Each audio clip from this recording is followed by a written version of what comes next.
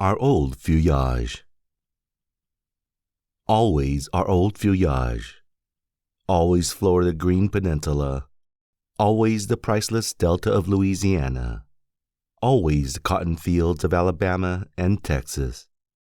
Always California's golden hills and hollows, and the silver mountains of New Mexico.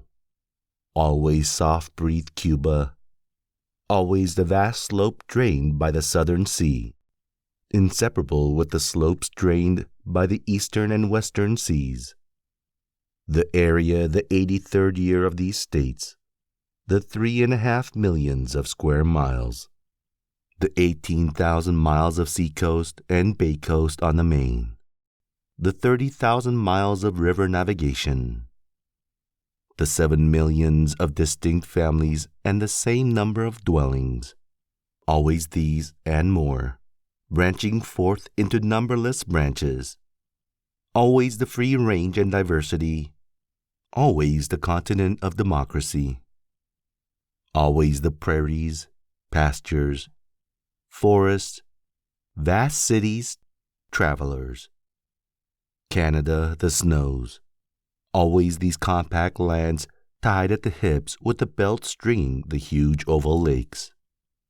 Always the West with strong native persons, the increasing density there, the habitants, friendly, threatening, ironical, scorning invaders. All sights, south, north, east, all deeds promiscuously done at all times, all characters, movements, growths. A few noticed, myriads unnoticed. Through Manhattan's streets I walking, these things gathering. On interior rivers by night in the glare of pine knots, steamboats wooding up. Sunlight by day on the valley of the Susquehanna, and on the valleys of the Potomac and Rappahannock, and the valleys of the Roanoke and Delaware. In their northerly wild beasts of prey, haunting the Adirondacks, the hills, or lapping the Saginaw waters to drink. In a lonesome inlet a sheldrake, lost from the flock, sitting on the water rocking silently. In farmers' barns, oxen in the stable, their harvest labor done. They rest standing, they are too tired. Afar on Arctic ice, the she-walrus lying drowsily while her cubs play around. The hawk sailing where men have not yet sailed, the farthest polar sea. Ripply, crystalline, open, beyond the floes. White drift spooning ahead where the ship in the tempest dashes. On solid land what is done in cities as the bells strike midnight together. In primitive woods the sound there also sounding, the howl of the wolf, the scream of the panther, and the hoarse bellow of the elk. In winter beneath the hard blue ice of Moosehead Lake, in summer visible through the clear waters, the great trout swimming. In lower latitudes and warmer air in the Carolinas, the large black buzzard floating slowly high beyond the treetops. Below, the red cedar festooned with tilandria, the pines and cypresses growing out of the white sand that spreads far and flat. Rude boats descending the Big Pity, climbing plants, parasites with colored flowers and berries enveloping huge trees, the waving drapery on the live oak trailing long and low, noisily waved by the wind. The camp of Georgia wagoners just after dark, the supper fires and the cooking and eating by whites and Negroes. 30 or 40 great wagons, the mules, cattle, horses, feeding from troughs. The shadows, gleams, up under the leaves of the old sycamore trees, the flames with the black smoke from the pitch pine curling and rising. Southern fishermen fishing, the sounds and inlets of North Carolina's coast, the shad fishery and herring fishery, the large sweep seines, the windlass onshore worked by horses, the clearing, curing, and packing houses. Deep in the forest and piney woods, turpentine dropping from the incisions in the trees. There are the turpentine works. There are the negroes at work in good health. The ground in all direction is covered with pine straw. In Tennessee and Kentucky, slaves busy in the coalings, at the forage, by the furnace blaze, or at the corn shucking. In Virginia, the planter's son returning after a long absence, joyfully welcomed and kissed by the aged mulatto nurse. On rivers, boatmen safely moored at nightfall in their boats under shelter of high banks. Some of the younger men dance to the sound of the banjo or fiddle. Others sit on the gunwale smoking and talking. Late in the afternoon, the mockingbird, the American mimic, singing in the great dismal swamp. There are the greenish waters, the resinous odor, the plenteous moss, the cypress tree, and the juniper tree. Northward, young men of Mannahatta, the target company from an excursion, returning home at evening. The musket muzzles all bear bunches of flowers presented by women. Children at play, or on his father's lap a young boy fallen asleep. How his lips move, how he smiles in his sleep. The scout riding on horseback over the plains west of the Mississippi.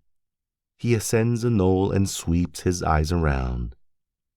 California life, the miner, bearded, dressed in his rude costume. The stanch California friendship, the sweet air, the graves one in passing meet solitary just aside the horse path.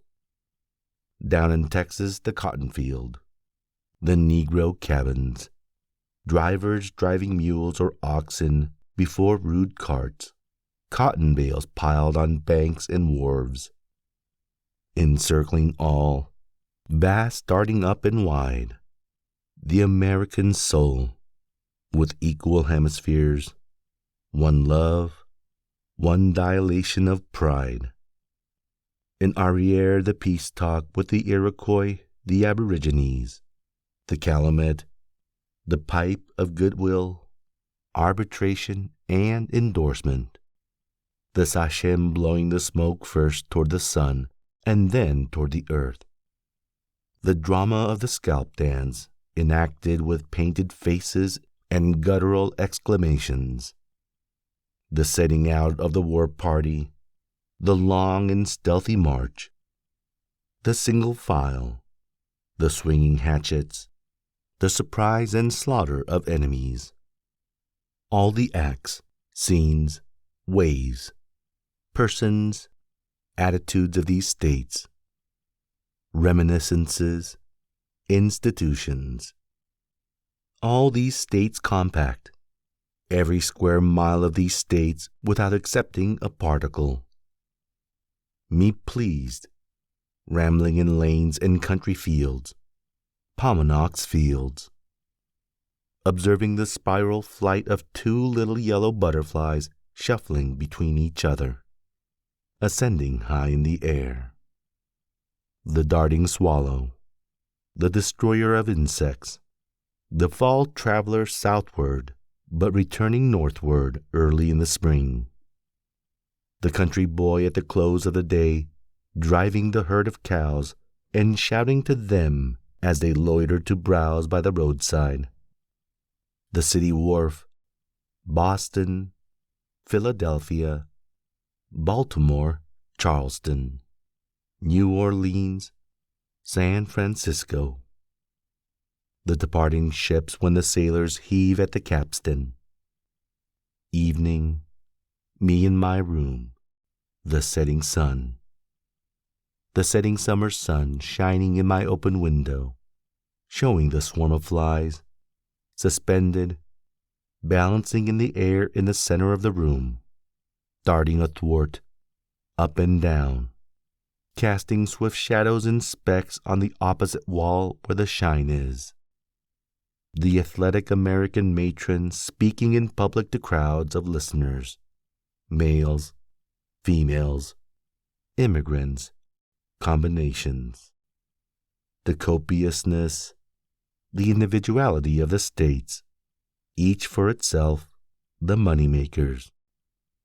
Factories, machinery, the mechanical forces, the windlass, lever, pulley, all certainties. The certainty of space increase, freedom, futurity. In space the sporities, the scattered islands, the stars. On the firm earth, the lands, my lands. O lands, all so dear to me, what you are, whatever it is, I putting it at random in these songs, become a part of that, whatever it is.